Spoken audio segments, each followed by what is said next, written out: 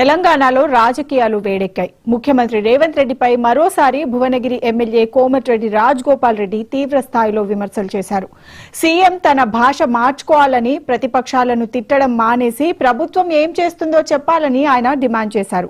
రాష్ట్రంలో 20 మంది సీమాంధ్ర కాంట్రాక్టర్లు దోచుకుంటున్నారని ఆరోపించారు. మంత్రి పదవిపై ఏఐసీసీ తనకు హామీ ఇచ్చిందని, దీనిపై కోమటిరెడ్డి వెంకటరెడ్డికి సంబంధం లేదని స్పష్టం చేశారు.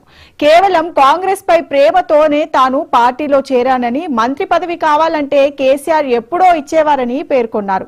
తాను బీజేపీలో కొనసాగినా ఎమ్మెల్యే, ఎంపీగా గెలిచేవాడినని చెప్పారు. ఈ వ్యాఖ్యలు ఇప్పుడు రాజకీయ వర్గాల్లో చర్చనీయాంశంగా మారాయి. ఈ తెలంగాణ రాష్ట్రం అనేది ఒకటి సొత్తు కాదు.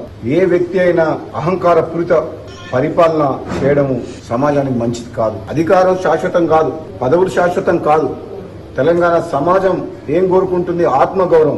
ఈ రోజు మళ్ళా కేసీఆర్ కుటుంబానికి వ్యతిరేకంగా పోరాటం చేసి ఈ రోజు కాంగ్రెస్ పార్టీ ప్రభుత్వం వచ్చిందంటే మాలాంటి వాళ్ళందరం తిరిగి బీజేపీ నుంచి కాంగ్రెస్ పార్టీలోకి వచ్చి ఇక్కడ రాచరిక పాలన, కుటుంబ పాలన, అవినీతి పాలన జరుగుతుంది అంటే మేమందరం కూడా బీజేపీ పార్టీలో మాకు మంచి గౌరవం ఉన్నా సరే కాంగ్రెస్ పార్టీకి మళ్లీ వచ్చి అందరం కలిసి ఈరోజు ప్రభుత్వాన్ని ఏర్పాటు చేసుకున్నాం. ఇటువంటి తరుణంలో ఒక ముఖ్యమంత్రి హోదాలో ఉన్న వ్యక్తి వాళ్ళను ఉద్దేశించి చులకనగా, అవమానకరంగా మాట్లాడితే బాధ అనిపించి ఇది మంచి పద్ధతి కాదు అని చెప్పేసి నేను ట్వీట్ చేయడం జరిగింది. వీళ్ళకి మద్దతుగా నా మద్దతు ఎప్పుడు కొనసాగుతుంది. కొంతమంది వ్యక్తులు మంత్రి పదవి రాలేదని అందుకనే మాట్లాడుతున్నారని చెప్పేసి అంటున్నారు. వాళ్ళందరికీ నాది ఒక్కటే సమాధానం, మంత్రి పదవి ఇప్పుడు కాదు. నేను టీఆర్ఎస్ లో పోతానంటే కేసీఆర్ ఎప్పుడో మంత్రి పదవి ఇచ్చేవాడు. పదవుల కోసం పాకులాడే వ్యక్తిని అయితే నా ఎమ్మెల్యే పదవికే రాజీనామా చేసి ఆనాడు కేసీఆర్ ప్రభుత్వాన్ని మునుగోడు ప్రజల కాళ్ళ దగ్గర తీసుకొచ్చిన పదవికి రాజీనామా చేసి అటువంటి వ్యక్తి నేను మళ్ళీ నాకు పదవి కావాలంటే బీజేపీ నుంచి ఎంపీగా గెలిచిండేవాడిని, ఎమ్మెల్యేగా గెలిచిండేవాడిని. కానీ ప్రజలు కోరుకుంటున్నారు కాంగ్రెస్ పార్టీ ద్వారానైతే మనం టీఆర్ఎస్ ను ఓడించవచ్చు అంటే ఒక అడుగు వెనకకేసి ప్రజల కోసం అని చెప్పి కన్నతల్లి లాంటి కాంగ్రెస్ పార్టీ నాయకులు అధిష్టానం హామీ మేరకు నేను మళ్ళీ కాంగ్రెస్ పార్టీకి వచ్చి పోరాటం చేస్తున్నా. సామెత ఒకటి ఉంది కదా, ఓడ దాటే వరకు ఓడమల్లయ్య, ఓడ దాటినాక ఓడమల్లయ్య. డిజిటల్ మీడియా విషయంలో కూడా రేవంత్ రెడ్డి గారు మాట్లాడిన మాటలు వింటే నాకు అదే సామెత గుర్తొస్తుంది. కానీ ముఖ్యమంత్రి రేవంత్ రెడ్డి గారికి కూడా నా సూచన ఏంటంటే, నేను కాంగ్రెస్ పార్టీ ఎమ్మెల్యేగా మీ భాష మార్చుకొని, మీ హవభావాలు మార్చుకొని, తక్కువ మాట్లాడి మంత్రివర్గంలో ఇంకా చాలా అందరికి మాట్లాడే అవకాశం ఇచ్చి మేధావులతో డిస్కస్ చేసి రాబోయే రోజుల్లో ఆవేశం అక్కర్లేదు. ఇంకా 3.5 ఏళ్ల గవర్నమెంట్ ఉంది, ముఖ్యమంత్రి మీరే ఉంటారు. ఆ తర్వాత ఎవరుంటారు అనేది అప్పుడు చూద్దాం. తర్వాత ఎలక్షన్స్ అయిన తర్వాత కాంగ్రెస్ పార్టీ హైకమాండ్ ప్రజలు తీర్పిచ్చిన దాన్ని బట్టి నిర్ణయం చేద్దాం. అప్పటి వరకు మీరే ఉంటారు. అప్పటిదాకా ఆవేశపడకుండా, గంటలు మాట్లాడకుండా, ఆ గంటలు అనే స్పీచ్లు తక్కువ చేసి పని మీద ఎక్కువ శ్రద్ధ చూపిస్తే మంచిదని చెప్పి నా సలహా. ఈ తెలంగాణ రాష్ట్రం అనేది ఒకటి సొత్తు కాదు. ఏ వ్యక్తి అయినా అహంకారపూరిత పరిపాలన చేయడము సమాజానికి మంచిది కాదు. అధికారం శాశ్వతం కాదు, పదవులు శాశ్వతం కాదు.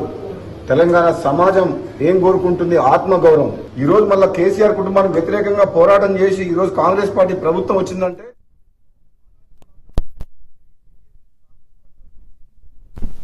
తెలంగాణలో రాజకీయాలు వేడెక్కాయి. ముఖ్యమంత్రి రేవంత్ రెడ్డిపై మరోసారి భువనగిరి ఎమ్మెల్యే కోమటిరెడ్డి రాజగోపాల్ రెడ్డి తీవ్ర స్థాయిలో విమర్శలు చేశారు.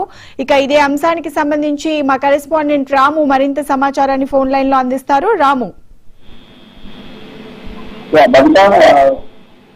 రాజగోపాల్ రెడ్డి, కాంగ్రెస్ ఎమ్మెల్యే రాజగోపాల్ రెడ్డి మరోసారి సంచలన వ్యాఖ్యలు అయితే చేస్తారని చూసి ఇటీవల కాలంలో ఆయన వ్యాఖ్యలన్నీ సంచలనంగా మారుతున్నాయి. సీఎంపై మరోసారి తీవ్ర వ్యాఖ్యలు, విమర్శలు చేస్తూ కూడా ఆయన సంచలన వ్యాఖ్యలు చేశారని చెప్పుకోవచ్చు. సీఎం భాష అంటే సీఎం స్థాయిలో ఉన్న రేవంత్ రెడ్డి తన భాష మార్చుకోవాలని చెప్పేసి ప్రతిపక్షాలను తిట్టడం మానేసి ప్రభుత్వం ఏం చేస్తుందో ప్రజలకు వివరించాలంటూ కూడా ఆయన మాట్లాడటం జరిగింది. ప్రధానంగా చూసుకుంటే 20 మంది సీమాంధ్ర కాంట్రాక్టర్లు ఈ ప్రభుత్వం వచ్చిన తర్వాత దోచుకుంటున్నారు, తెలంగాణ సంపదనంతా దోచుకుంటున్నారు, వాళ్ళకే దోచుపెడుతున్నారు. త్వరలో ఆ 20 మంది పేర్లను, కాంట్రాక్టర్ల పేర్లను బయట పెడతానంటూ కూడా ఆయన సంచలన వ్యాఖ్యలు అయితే చేశారని చెప్పుకోవచ్చు. మొత్తంగా చూసుకుంటే రాజగోపాల్ రెడ్డి వ్యక్తుడు కాంగ్రెస్ పార్టీలో తీవ్ర కలకలం సృష్టిస్తుందని చెప్పుకోవచ్చు. ఇప్పటికే గతంలో కూడా సీఎంపై అనేక వ్యాఖ్యలు చేశారు. ఇప్పుడు తాజాగా చేసిన వ్యాఖ్యలు చాలా దుమారం చేస్తున్నాయని చెప్పుకోవచ్చు. నాకు మంత్రి పదవి అనేది హైకమాండ్ ప్రామిస్ చేసింది. ఎన్నికల్లో పోటీ చేసే సమయంలోనే మంత్రి పదవి ఇస్తా అని చెప్పేసి హైకమాండ్ ప్రామిస్ ఇచ్చింది. ఈ విషయానికి సంబంధించి అంటే సీఎం గా రేవంత్ రెడ్డి 3 ఏళ్ళు ఉంటారు. ఆ తర్వాత సీఎం ఎవరనేది పార్టీ చూసుకుంటుంది. నాకు పదవి ఇచ్చే అంశానికి సంబంధించి కొంతమంది వ్యాఖ్యలు చేస్తారు. ఆ వ్యాఖ్యలను తాను తప్పుపడుతున్నట్టు కూడా ఆయన చెప్పడం జరిగింది. అదేవిధంగా ఎన్నికల్లో గెలిచాక గెలిచే వరకు ఒక మాట, గెలిచిన తర్వాత ఒక మాట, అంటే ఓడ దాటే వరకు ఒక మాట, ఓడ దాటిన తర్వాత ఒక మాట అన్నట్టుగా పార్టీకి సంబంధించిన కొంతమంది నేతలు వ్యవహరిస్తున్నారంటూ ఆయన సీఎం ని పరోక్షంగా విమర్శించడం జరిగింది. మరోవైపు నాకు మంత్రి పదవి అనేది ఏఐసీసీ ప్రామిస్ చేసింది, దాంట్లో ఎవరి జోక్యం అవసరం లేదంటూ కూడా ఆయన వ్యాఖ్యలు చేశారు.